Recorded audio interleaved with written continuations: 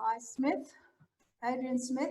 We were to have John Ashburton, who is the chair of the board, but he's suddenly been called to a hospital after one of our members has just been brought in from up north urgently. So we're sorry about that.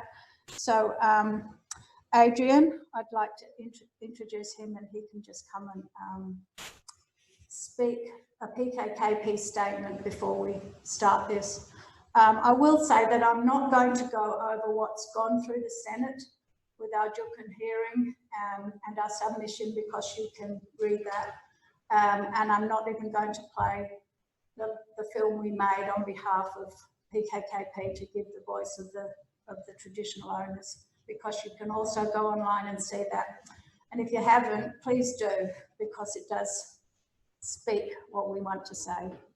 What we are talking about here is what our future because of Juukan. So we've got before Juukan and after Juukan, essentially, and that affects all of us and all of you, and it needs to. So before I start my little bit, Adrian might want to come and read. Please. Thank you.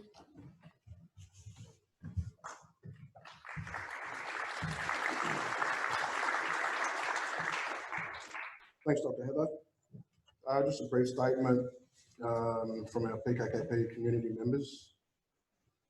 The PKK peoples are deeply hurt and traumatised by the desecration of a site which is deeply significant to us and future generations.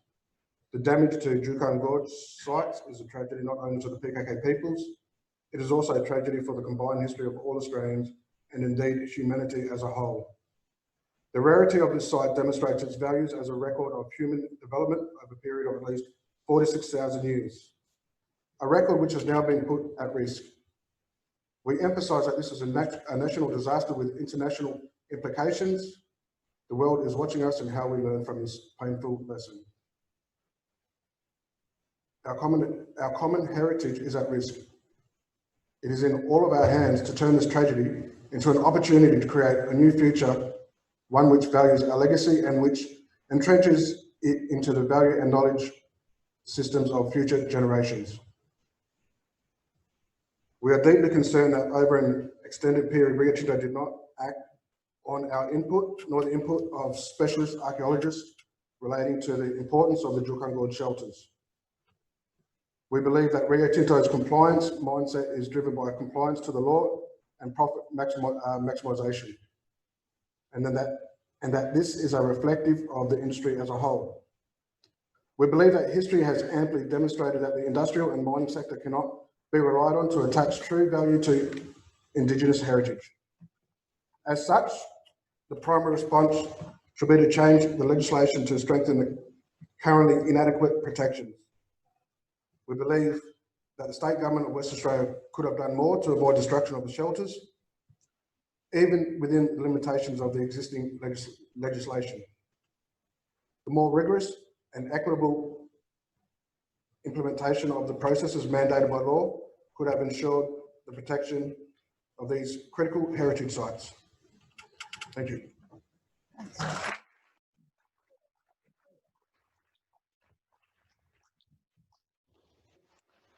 Okay, so if we presented in March, we would have just talked about how we were going to, it would have been very optimistic, what we wanted as a cultural and heritage unit that I've been charged to set up by PKKP for their first time. They took over from WIMAC for all heritage body responsibilities. This is just a map showing where we are. I don't know if you can see it very well. Yeah, the yellow bit in the middle. It's essentially between Onslow and Tom Price. And it shows all the sites, all the registered DPLH sites. Obviously, there are many, many times what is shown here that have come out of surveys that have not been registered. And we all know that they don't get registered until they are part of a Section 18 application. All right, now the tide's out in this one. This is showing a coastline Pleistocene, which you don't have to worry about. What I wanted to show, and that the land now actually ends at where these rivers end, but This shows the Hamersley Range coming from the east to the west. And the Hamersley Range actually ends on PKKP country. So that iron ore rich geological feature is what the mining companies are after. So you'll find that's where the most highest density of the mining is in the Pilbara. And Juukan 2 is just shown here. This is courtesy of Wendy Renan, thank you. Okay. All right, so this was the aims before Juukan of our Culture and Heritage Unit. Oh, yes, it's 11,000 square kilometres, the area we've got. And it's 2 language groups, the Pinikura and the Puutu, Kunti, Kurrama have come together, and they each speak for their own part of that country. And it's interesting that most of the Hamersley Range, the hills, the ranges, the iron ore is on Puutu, Kunti, Kurrama part of it. So they get all the surveys.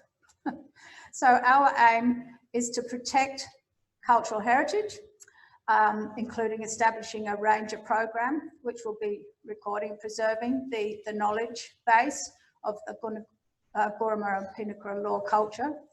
And it was about, passing on knowledge, youth, from the elders to the youth, continuation of culture, establish a cultural heritage management system with the capacity for populating all the data from previously and collecting new stuff and making it useful, not just locking it away as it had been, but making it useful.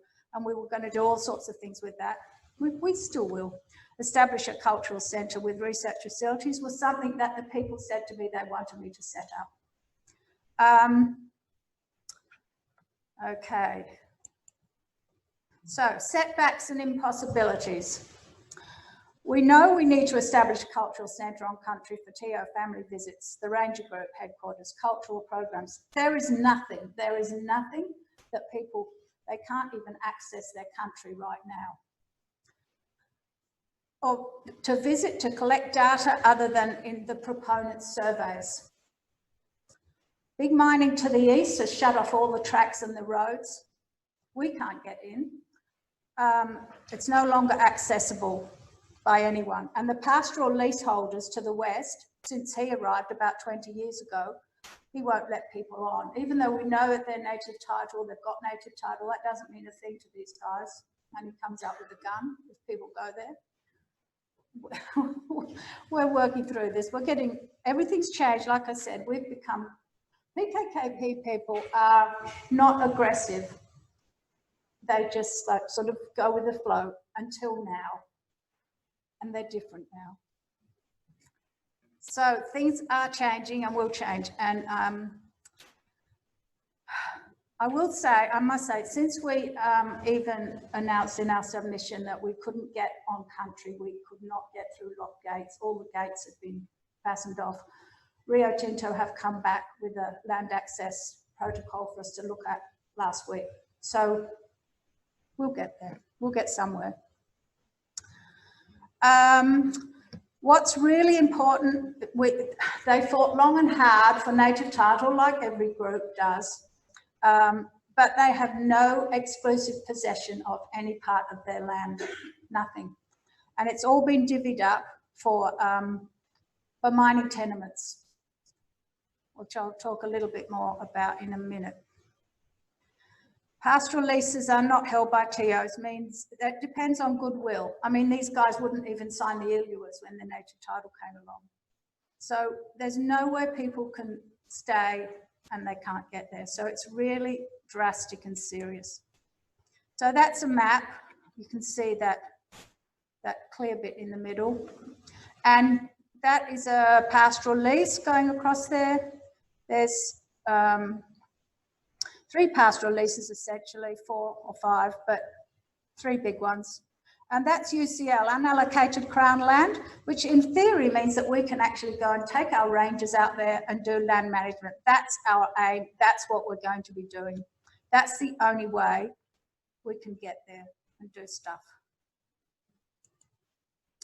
Right, instead of gain, it was loss for the traditional owners. So the process of gaining native title, was supported by Rio Tinto for many of the groups because they could come in with their claim-wide participation agreements, offering financial benefits to brand new corporations, pursuing legal recognition of their connections to country. They thought they could go back. They thought it was theirs again. They thought, great. Didn't last very long because along came the big industry and offered them mirrors and things. By all accounts, the process of the agreement negotiation was problematic. That's to reach an agreement by all the groups. We've been going through it because of this business and our submission. And we've learnt a lot. So it's ironic that gaining native title in many cases directly led to actually signing away any future control of large parts of the land, certainly for PKKP. So the claim-wide participation agreement provides royalty payments to trustees who manage it on behalf of PBC. So yes, they do get financial benefits from this, but at what cost? It's certainly an unfair, unlevel playing field. However, under the agreements and all of the agreements with all the mining companies, conditions are imposed on the native title holders, including non-objection to granting of exploration and mining tenements, no matter where they are. And gag clauses, meaning no public complaining or legal challenges, are allowed. They didn't realise that. They didn't read their 700-page agreement that they signed. Big loss culturally has occurred as a result. It's become increasingly difficult to access or visit country and sites. 5 minutes, oh dear. As mining progresses, further restrictions come into play due to health and safety concerns because of mining. Only way to get on country is to do a heritage survey for a mining company. So unequal power play. The agreements seem to work hand in hand with the Aboriginal Heritage Agreement. They're designed to have a process that automatically leads to the granting of Section 18 consents by the Minister and inevitable destruction of sites. Or is the property of the state. Aboriginal heritage belongs to the state, as the Minister of the state has the power to make decisions over it in the existing and the proposed Heritage Act. PKKP country has high-grade ore across it. Everybody wants it. That's FMG coming in with their new rail line and their new mine, Eliwana. Since this, we've now got 7 new, from last week, 7 new mining lease applications have reached us. That's where Juukan is. We've now put a bit of a moratorium area over this area which means no Section 18, no drilling to be carried out while we do further studies ourselves on this area. That is all going, that whole range is going for mining. That is Juukan 2 in 2014. The loss of it broke the camel's back for PKKP, and they can't stay silent. They couldn't stay silent. They announced it even though it was that they weren't supposed to under the agreement. They've tried to save it for so long, this place. That was one of the reasons they got me in, and I failed. Their eyes were on the prize of the high-grade ore, and it was a straightforward process to get there. That is now what you just looked at across the gorge from one side to the other. That's Juukan 1, which there might be a bit left. We're still going to go and have another look because I still believe there's a flaw to this place. I'd like to talk to some archaeologists about this. And that's Juukan 2, which is completely gone. Right. It brings us to the meaning of the caves. I won't go through this. They're more than just domestic places of 46,000. They have become something else. They did become something else a long time ago. They're part of a large, high-end ceremonial business place. The spirits of today's people that pass away still go there. But Rio didn't care about that. So Perlikuti's been ripped apart by drilling. The quarries and artefacts that have been salvaged and put in a sea container. The gorge has been blown up and the caves demolished.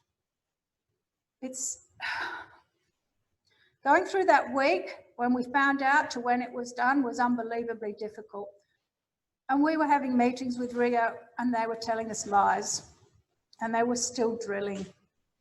The day before the blast, we were told they were taking out charges. We found out after our Senate hearing the other day, straight after, because they sent us back the information, that they were making sure they were removing blast charges, we thought from the cave, but it was from the sites that they had not obtained Section 18s to in the gorge because they hadn't read my 2013 report that said they were there properly. And in fact, they caused greater damage to the rock shelter because they changed the direction of the blast and it went into it away from the ones they wanted to protect, or else they would have been breaching the Act. So before and after, relationship is at a critical stage. Gaining of native title was believed to be the start for people, all the language groups in the Pilbara especially. They had to leave their areas, they were treated like slaves, they were removed, and then the mining companies came in. There was no one there.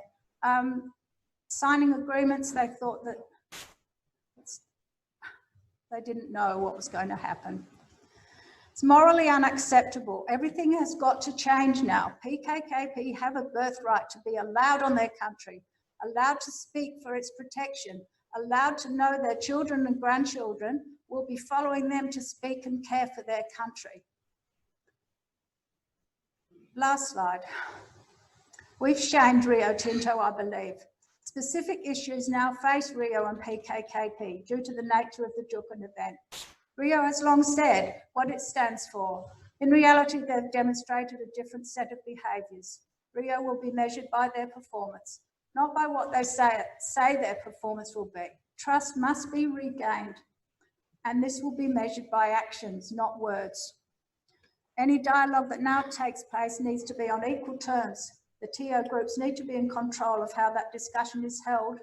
There can still be mining. We're not against mining, but there needs to be compromises for how it's been. PKK want to be co-managers of their land and their heritage. Rio and the rest of the industry needs to listen and talk less. Show some action to us.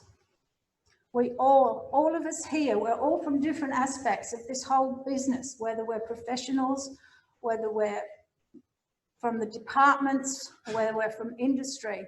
We all need to ensure that meaningful change occurs. From this point onwards, nothing less is acceptable. So, thank you.